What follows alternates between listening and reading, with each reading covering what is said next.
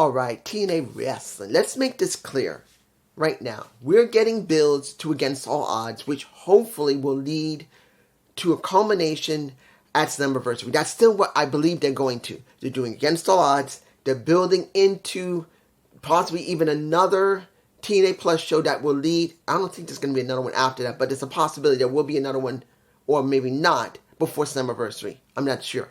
I haven't checked the scheduling. It could be this one that they're building to, and then the next one will be Slammiversary itself. I could be wrong, you can tell me below, but I will say they are building some people up and gave us a little bit of tidbits. But I'm not going to lie. Excuse me. Allergies. Pollen's now this size now. Before it was like this. Now it's like this. But you're seeing things that's happening here. You're seeing something with ABC. You're seeing something with Speedball Mountain. You're seeing something with Ali. You're seeing something with Macklin, with the Rascals. You're wondering how far they're going to go with everything. Now, I'm not telling you this is all bad. But the question's going to be, will it culminate in Slammiversary? Or are they just trying to build something to the next TNA Plus show? I'm hoping they're building to Slammiversary. But we'll find out soon enough when you hear my own interpretation of this TNA Plus show. Let me give it to you like this. First match, FBI versus First Class. I'm not feeling FBI. I'm just not. I'm not feeling them. Mostly due to the fact we haven't seen anything from them in any vignettes or any vid packs or anything in the back. They just are sporadic. And I got to say this right now, just in case someone's going to say this. It looks like the Grizzled Young Vets are gone. As I've said before, if I'm right, the Grizzled Young Vets are gone, and maybe they'll come back months and months later, but the Grizzled Young Vets, I guess the recordings they made are finished. They came to TNA, stayed for a little while, and then gone. As I've been saying, one of the major issues of TNA is that talent doesn't stay long enough to really make the shows feel important and full. They feel very sporadic. They feel like it's a very empty roster. Whether you like that or not, that's on you. Me personally, I just don't feel the roster because I know that the roster doesn't keep their people, either because TNA doesn't want to sign long-term contracts or the roster doesn't want to stay because most of the time they feel like, and this is me, I feel like many of the wrestlers now feel like TNA is not a place to stay permanently. They feel like, well, I got to go somewhere for a couple of months because I can't do anything in WWE yet. Or I think I should wait a year. Or I don't want to go to AEW because they really don't have no space for me yet. So I'll just hang out in TNA for a few months and then I'm gone. Tell me if I'm wrong. Tell me. Because that's the way it feels. Not that it is. I'm going by how it feels. Now, First Class basically beats FBI.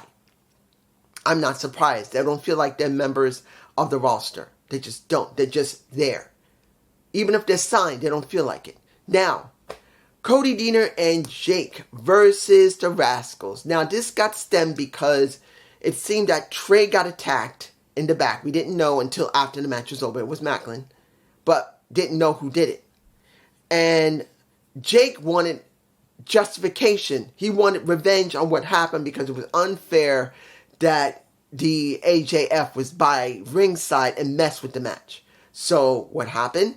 We get this match. And Cody Deaner talked to a little Santino as you saw him talking with him. And then he came out after everyone got their introduction and say, do you want a regular tag here in Albany? Or do you want an Albany tornado match? And that's what we got. We got an Albany tornado match. All four guys in the ring, anything goes. And I know someone is going to say, I'm so glad to see the Deaners together. No. The Deaners are not together. Cody is not acting like Cody Deaner. Jake something is not acting like Cousin Jake. There is no Deaners. Deaners is dead. Understand, if anybody's thinking that they're about to do the Deaner thing again, they're not.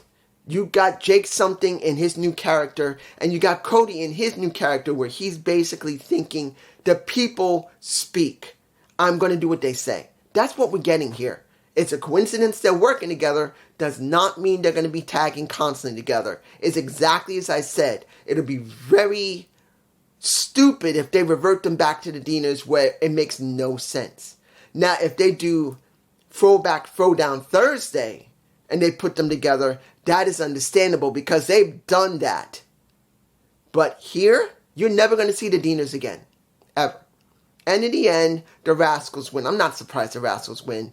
They're more developed than Cody and Jake separate. And they're definitely more developed than them together. But then Macklin comes out and lays out both the Rascals. And he says, I laid out Trey. I laid out both of them. I'm done. But then what do we get? We got a king of TNA, and Kaz says, so that's the reason why you weren't focused. Now I know what's going on. You had to do that stupidness. I needed you to work with me to do the Eric and well, at this point we know now Josh Alexander is supposedly injured and he can't do anything. He's not going to be doing the, what do they call it, the Champion Challenge next week. I'll talk about that in a few minutes, if I don't forget. But essentially speaking, that's what was the problem. Now, they're gone their separate ways, but does that mean they're both done with each other? I don't think so. I think Frank Kazarian's going to take a little bit out of Steve Macklin. That's what I think. Next, we got, this was the match I was looking forward to. Another Jonathan Gresham match with another jobber. Well, technically, Kushida's not a jobber. He's not. But they jobbed out Kushida. When you saw Under Siege, Kushida had all of that black ink on him. And that was some nasty shit. I loved it. Now, what do we get here? Jonathan Gresham basically going against a jobber from New York. And pretty much showing how superior he was. Yes, he allowed the jobber to have a little bit of offense. But as you see, if I'm throwing any images in here, which I probably am, once Jonathan Gresham spits black nastiness into his hand and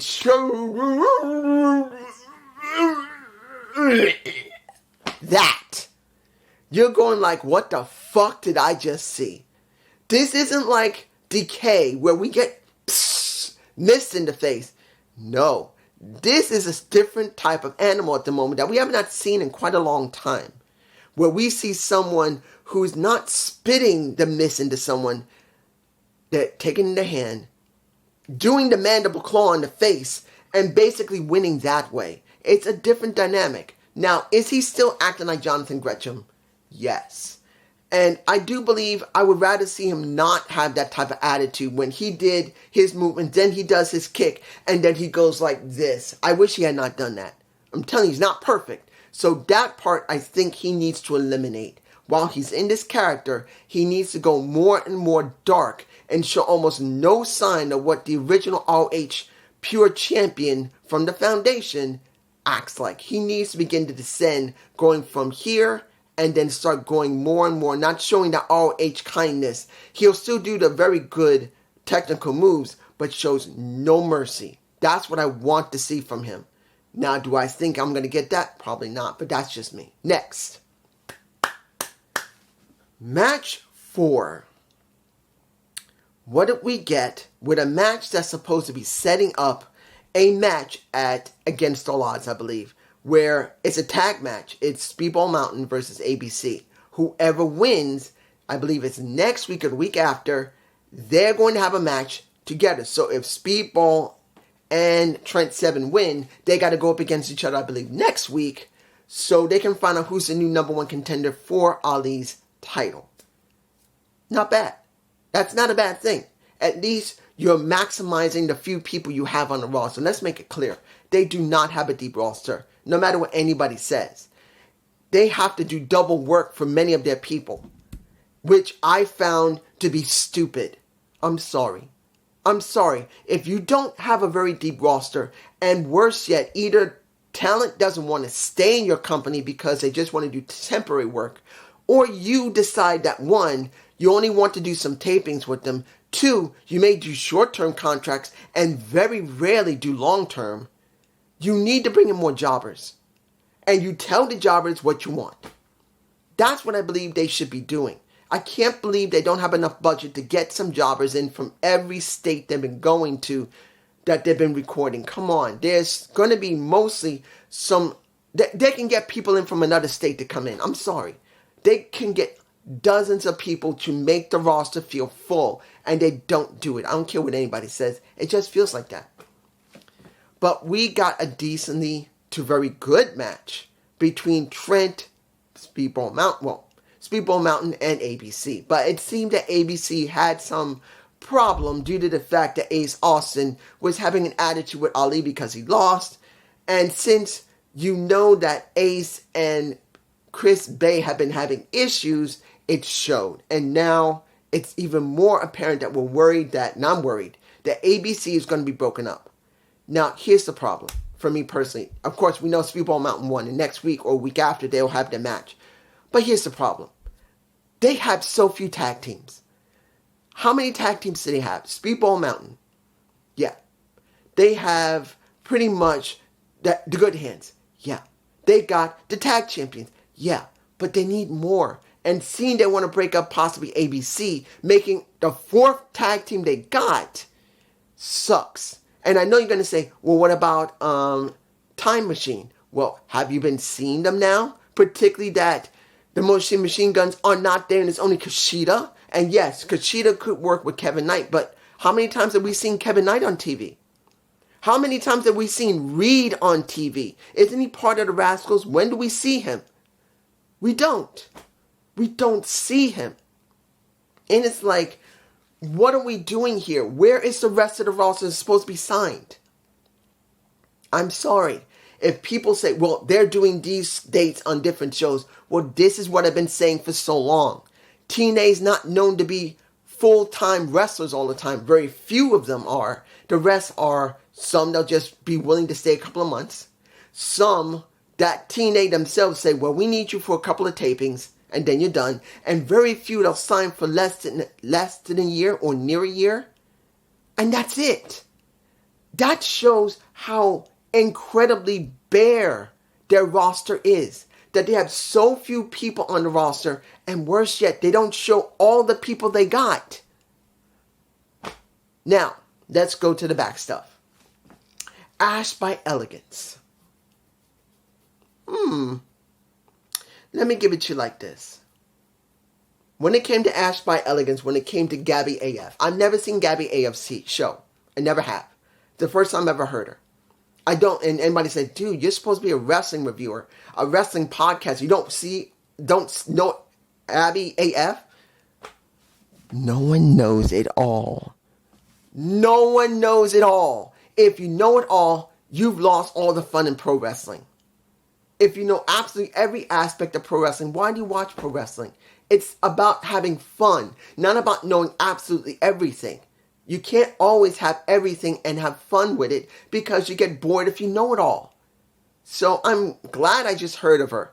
I don't know if I'm going to watch Gabby AF, but I at least now know. And she brings out Ash, who, wearing a nice dress, but you will be seeing in a moment one of the... Look, I'm not a dirty old... What am I saying? I'm not a dirty old man. I'm not. But I have to be observant of what's going on. And let's just say if you see an image of my face of Ash's nipples showing through her top, or her dress, she was a little excited. Because once she had to get into her character, that nipple went from being excited like this when people cheering, shrunk. Because she wasn't thinking about it anymore. So I'm sorry, that's how it is.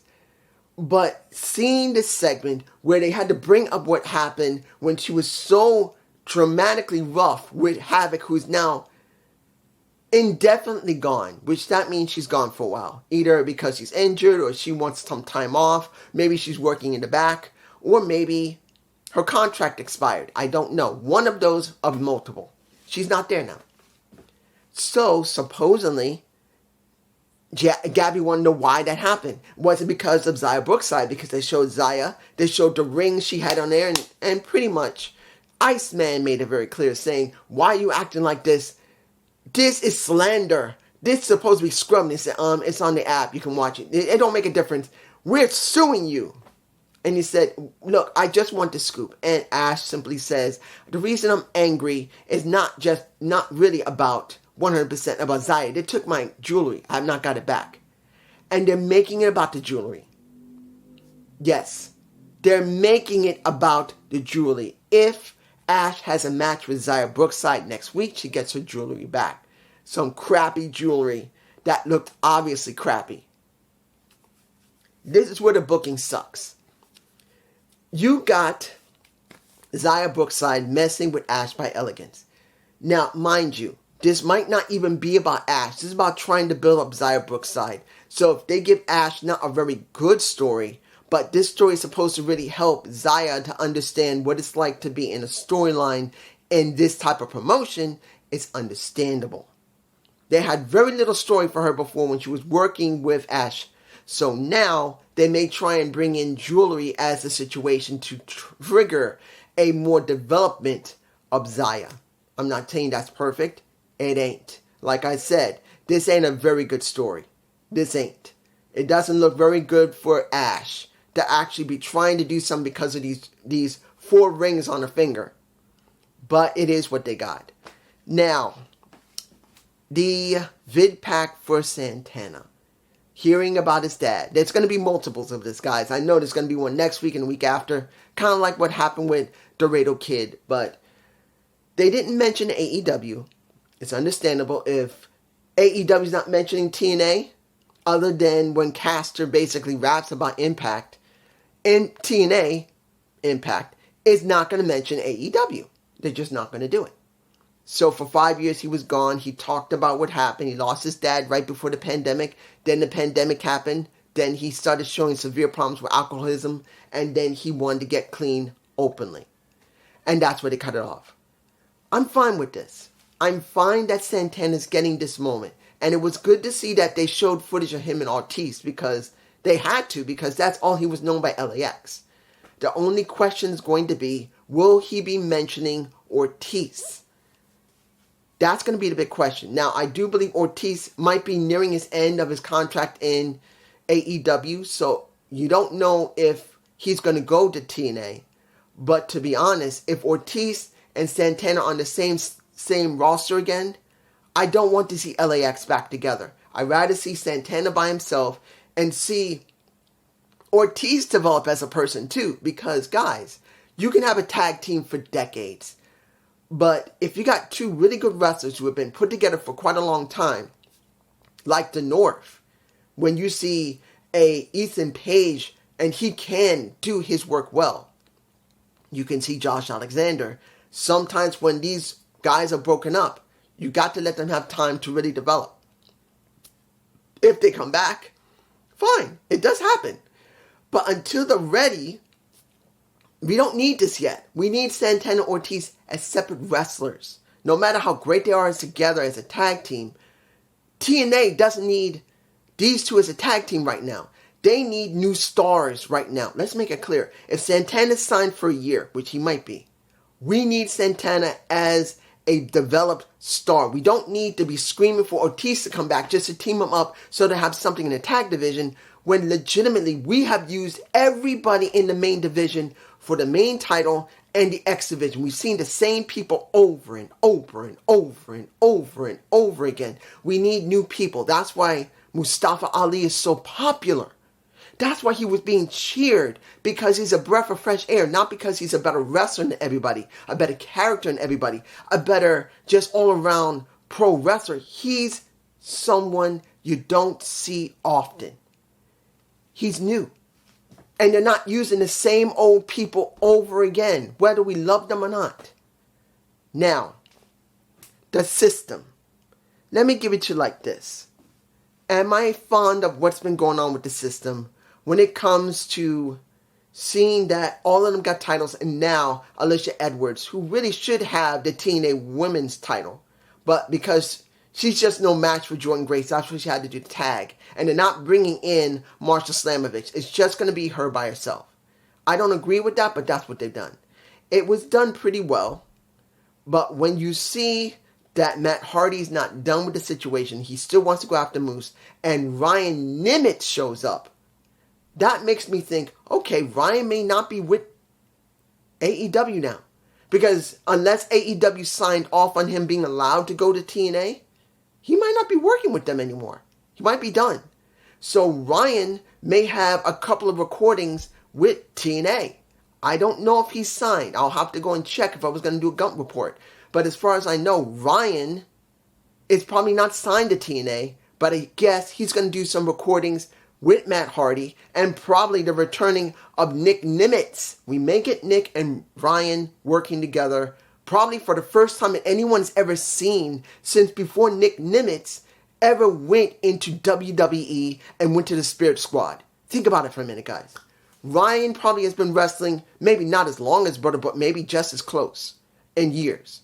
But we never seen them both work together. The most we've seen them together is when Nick went to New Japan Pro Wrestling and pretty much was walking with his brother and sat down when he finished his 90-day stint. So this is going to be very interesting. We might get Ryan. We might get Nick. Yeah, we'll have Matt thrown in with it. But seeing Ryan and Nick together, not saying they'll tag all the time, but it will be interesting to see them work together. Can they work together? They may know each other, they're brothers, but have they ever worked wrestling together? This is going to be interesting. Very interesting to see if Ryan and Nick can work together, even though they've known each other their entire lives. They are brothers, but they've never worked wrestling together. I'm just saying. What did I think about Soundcheck?